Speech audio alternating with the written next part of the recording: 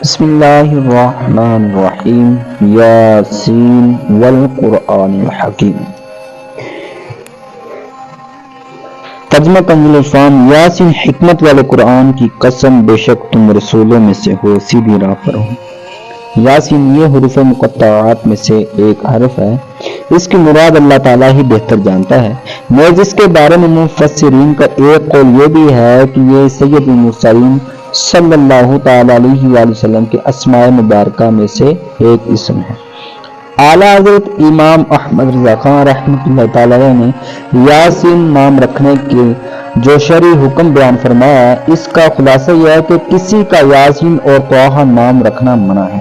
کیونکہ بقول بعض علماء ممکن ہے کہ یہ دونوں اللہ تعالیٰ کے ایسے نام ہیں جن کے معنی معلوم نہیں۔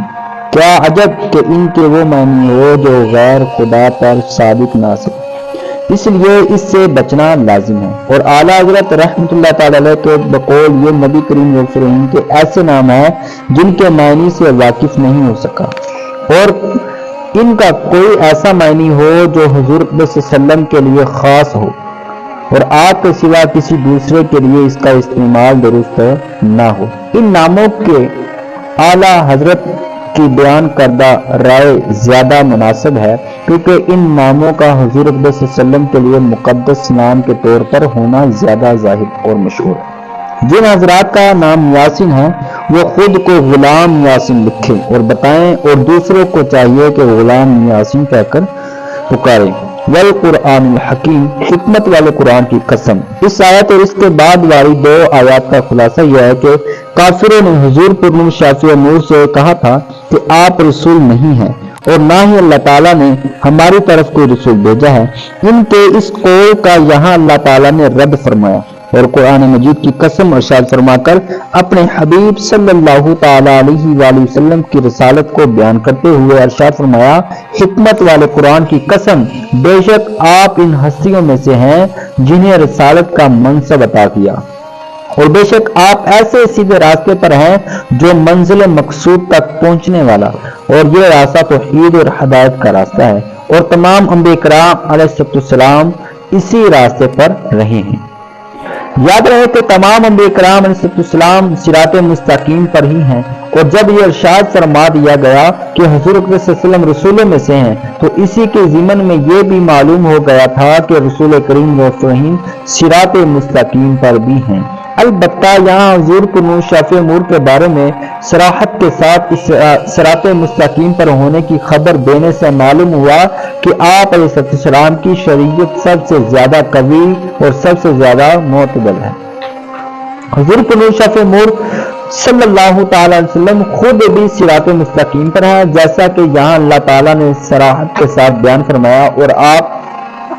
لوگوں کو صراط مستقیم کی دعوت بھی دیتے تھے، جیسا کہ اللہ تعالیٰ نے ارشاد فرمایا وَإِنَّكَ لَتَدْعُوهُمْ إِلَىٰ صِرَاطٍ مُّسْتَقِيمٍ۔ ترجمہ، اور بے شک تم انہیں سیدھی راہ کی طرف بلاتے ہو اور صراط مستقیم کی طرف رہنمائی بھی کرتے ہو، جیسا کہ اللہ تعالیٰ نے مزید فرمایا وَإِنَّكَ لَتَهْدِي إِلَىٰ صِرَاطٍ مُّسْتَقِيمٍ، بے شک تم ضرور سیدھے راستے کی طرف رہنما کرتے ہو، اور آپ کے ذریعے اللہ تعالیٰ صراط مستقیم کی ہدایت بھی دیتا ہے، جیسا کہ اللہ تعالیٰ نے مزید ارشاد فرمایا۔ ترجمہ، اللہ اس کے ذریعے اسے سلامتی کے راستوں کی ہدایت دیتا ہے جو اللہ کی مرضی کا تابع ہو جائے، اور انہیں اپنے حکم سے تاریکیوں سے روشن کی طرف لے جاتا ہے، اور انہیں سیدھی راہ کی طرف ہدایت دیتا ہے۔ اور اس آیت کی تفسیر میں مفسرین نے یہ بھی لکھا ہے کہ یہاں بھی کی ضمیر سے سرکار دو عالم سے وسلم مراد ہے، یعنی کہ بھی جو لفظ ہے اس کی ضمیر جو ہے وہ سرکار دو عالم سے وسلم سے مراد ہے، حضور کی شان۔ ان آیات سے تین باتیں مزید معلوم ہوئی۔ اللہ تعالیٰ کی بارگاہ میں سید مرسلین صلی اللہ علیہ وسلم کا مقام اتنا بلند ہے کہ کافروں کی طرف سے آپ پر ہونے والے اعتراضات کا جواب اللہ تعالیٰ خود ارشاد فرماتے ہیں۔ نمبر دو، اللہ تعالیٰ کی بارگاہ میں حضور کو نور شافع نور عظمت کے ایسے اعلیٰ مقام پر فائز ہیں کہ اللہ تعالیٰ نے آپ کی رسالت پر اپنے مقدس کلام قرآن مجید کی قسم ارشاد فرمائی، اور یہ خصوصیت آپ علیہ السلام کے علاوہ اور کسی نبی کو حاصل نہ ہوئی۔ سبحان اللہ۔ حضور صلی اللہ علیہ وسلم کو سیادت اور سرداری کا وہ رتبہ عطا ہوا ہے جو کسی دوسرے رسول اور نبی کو عطا نہیں ہوا۔ مزید فرمایا اس آیت اور اس کے بعد والی آیت کا خلاصہ یہ ہے کہ قرآن حکیم اس رب تعالیٰ کا نازل کیا ہوا ہے جو اپنی سلطنت میں عزت والا اور اپنی مخلوق پر مہربان ہے، تاکہ اے حبیب صلی اللہ علیہ وسلم آپ قرآن مجید کے ذریعے اس قوم کو اللہ تعالیٰ کی عذاب سے ڈرائیں جس کے باپ دادا کے پاس اللہ تعالیٰ کے عذاب سے ڈرانے کے لیے طویل عرصے سے کوئی رسول نہ پہنچا، جس کی وجہ سے یہ لوگ ایمان اور ہدایت سے غفلت میں پڑے ہوئے ہیں۔ قوم قریش کا تو یہی حال ہے کہ ان میں نبی کریم صلی اللہ تعالی وسلم سے پہلے کوئی رسول تشریف نہیں لائے، اور عرب میں حضرت اسماعیل علیہ السلام کے بعد سے لے کر سرکار دو عالم صلی اللہ علیہ وسلم تک ان کے پاس کوئی رسول تشریف نہیں لایا، جبکہ اہل کتاب کے پاس حضرت عیسیٰ علیہ السلام کے بعد سے لے کر حضور کنو شاف مو تک کوئی بھی رسول تشریف نہیں لایا۔ یہاں آیت میں بطور خاص کفار قریش کو اللہ تعالیٰ کے عذاب سے ڈرانے کا فرمایا گیا، اور عمومی طور پر تاجدار رسالت صلی اللہ تعالیٰ علیہ وسلم، اہل عرب و اہل کتاب وغیرہ سبھی کو اللہ تعالیٰ کے عذاب سے ڈرانے والے ہیں، کیونکہ آپ صلی اللہ تعالی وسلم تمام لوگوں کے لیے رسول ہیں، جیسا کہ قرآن مجید فرقان حمید میں ایک مقام پر اللہ تعالیٰ نے فرمایا وَمَا أَرْسَلْنَاكَ إِلَّا كَافَّةً لِلنَّاسِ بَشِيرًا وَنَذِيرًا وَلَكِنَّ أَكْثَرَ النَّاسِ لَا يَعْلَمُونَ۔ ترجمہ ہے حبیب صلی اللہ تعالی علیہ وسلم، ہم نے آپ کو تمام لوگوں کے لیے خوشخبری دینے والا اور ڈر سنانے والا بنا کر بھیجا ہے، لیکن بہت لوگ نہیں جانتے۔ پھر میں بے شک ان میں اکثر پر بات ثابت ہو چکی ہے تو وہ ایمان نہ لائیں گے۔ لقد حق القول، بے شک ان میں سے اکثر پر بات ثابت ہو چکی۔ اس سے پہلی آیت میں حضور صلی اللہ علیہ وسلم کا رسول اور نذیر ہونا بیان فرمایا گیا، اور اس آیت سے اس بات کی طرف اشارہ کیا جا رہا ہے کہ سرکار دو عالم صلی اللہ علیہ وسلم کی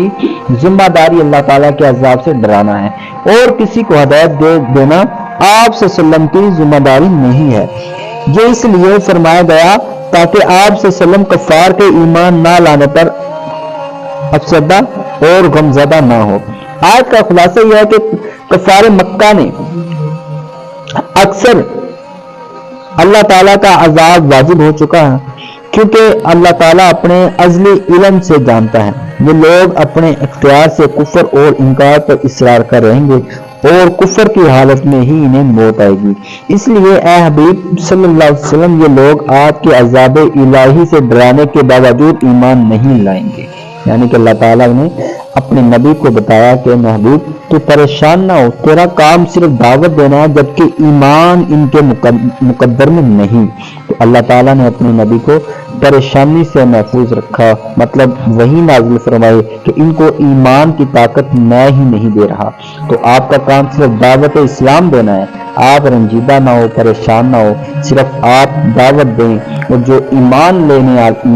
آئیں گے، لے کر آئیں گے، ان کے مقدر میں میں نے ایمان لکھا ہے، اور جو اسلام کو نہیں کریں گے وہ کافر